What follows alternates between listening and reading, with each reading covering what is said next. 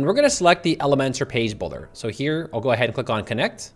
And now you'll see it's connected, pretty simple. So now let's add the form to our websites. So I'll close this and I'll go to my contact page and then I'll enable the page builder. So I'll click on edit with Elementor. So I'm gonna scroll down and here you'll see that we have a send us a message. Now on the left side under the basic elements, you will now have a new element called hosting or reach. I'm gonna take this and just drag and drop it right here. On the left side, you'll see we can show the first name and last name, but I'll just go ahead and show the first name only and then click on publish. All right, and then we'll view the website. Cool, now we have a subscribe button on our websites. Let's go back to hosting or reach. So now that we connected our website, let's now connect the domain. So I'll click on connect. Here I'll select our domain name and then click on connect domain. And just like that, our website is now connected. So let's go back to home. Now let's create some brand details. So under capture your brand details, I'll click on get started. Here I'll go ahead and select my domain and then click on continue. Now what this is gonna do, it's gonna scan our website, it's gonna pull all the colors and fonts, and it's gonna create pre-made emails for our campaigns. While that's propagating, let's explore the other options. On the left side, we have campaigns. Here you can send campaigns to all your subscribers. This next option is called automations. Now, when people sign up for your newsletter, you can send emails automatically to them, such as like welcome emails or abandoned cart emails and stuff like that. Next, we have contacts. These are people who have subscribed to your newsletter, and you'll see this person is subscribed. And then next we have segments. Now, segments are essentially categories. So if I click on new segments, now segments are essentially categories for your email campaigns. So here we have recent subscribers, active contacts, clicked latest campaign, and inactive contacts. Me personally, I usually send inactive contacts really good deals because I really want to draw them back to my website. But let's just go ahead and select recent subscribers. And then here I'll go ahead and run this prompt. And now we added a segment. So I'll click on save. Next, I'll click on edit under the new signups. And then we'll set our conditions. So the conditions must match. And here we have created at within the last 7 days. And you can always change these conditions. Now, if you're not sure on how to set this up, you can always use the AI to create different segments for you.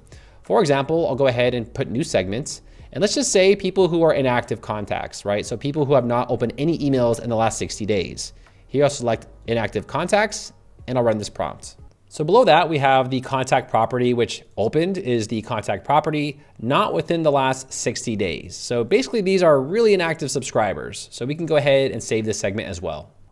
Next, let's create our first campaign. At the top, I'll click on campaigns. Then I'll click on create campaign. Here we go, we'll create a campaign. Next, let's go ahead and select a campaign to our subscribers. So I'll click on promotion and sales. And then here we can update this prompt. So I updated this prompt to let people know that we're having a sale on my website. We are offering a 30% sale off our templates, and this is a flash sale, and this offer is good for up to 2 days. So let's go ahead now and run this prompt. Now what's really cool about Elementor is they're gonna take all the branding from our website and they're gonna embed it into the email template. And here we go, we have our email campaign. Now here is a preview of our campaign, and what's really cool is that it already links to our websites. Now all we gotta do is update this just a little bit. So at the top left, I'll click on edit, and then here we can further design and customize this. So I'm gonna click on this image and we're gonna upload my own image. So I'll click on change image. I went ahead and uploaded an image right here. You can also click on free images and use images courtesy of Unsplash, and you can also link images here just in case you don't want to upload them to your server. So I'll go back to upload images and I'll select this image. And here we go.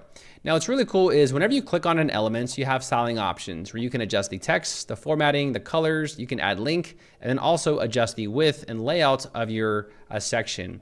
If you want to rotate something, all you got to do is take this and you can drag and drop it below that, or you can go ahead and place it back. So I'll go ahead and move that back. Okay. Now scrolling down, if you click on this plus, you can actually add in more elements. So you can add in pre-built sections, heading text, and also spacers. You can also insert 2 and 3 column rows. So you can insert columns, then add in elements inside of the columns, or you can just make a section with AI. So I inserted create a bulleted promotional section with promos and deals. And I'll go ahead and run this prompt. And just like that, we now have this new section. So this is very helpful when creating email templates, and you can always further customize and design this. Now, once you're done editing your templates, you'll click on Save Changes at the bottom left, and then you'll click on Save Changes. Now we can go ahead and use this template. So I'll click on use this templates. And then here we can create an internal campaign name. This is only for you and your team, so your visitors will not see this. And now it's gonna propagate a message for us. Here we go. So we have 30% off Elementor templates, and this ends in 48 hours. And this is an inbox preview of what the email will look like. Here we can adjust the sender's email. Typically you wanna put no reply because sometimes they actually have autoresponders in their email and you're gonna get emails that bounce back. So make sure this is a no reply email. Then you'll click on continue. Next, you can select the recipients. So let's say, for example, you have very active subscribers. You can send this to like the last 7 days of people who signed up. And earlier I mentioned, if you have contacts that are not really engaging with your emails and they're just not like, taking your offers, you can create separate campaigns that are more active that will give them bigger discounts if they, go to your websites. But I'll just go ahead and put, I'll just select everybody and then click on continue. Then I'll go ahead and send this. So I'll click on schedule campaign and the campaign is now scheduled. Now, if we click on edit here, you can actually get a preview. So over here, I'll click on send test email and you can actually see what this looks like. So I'll click on send test email. Okay, so I'm over here in my inbox. I'll go ahead and refresh this page and there it is. I'll select the email. And this is an example of what your email will look like. So it looks really professional, it looks really modern and clean. And I think setting this up on your website makes a lot of sense because it's really convenient to do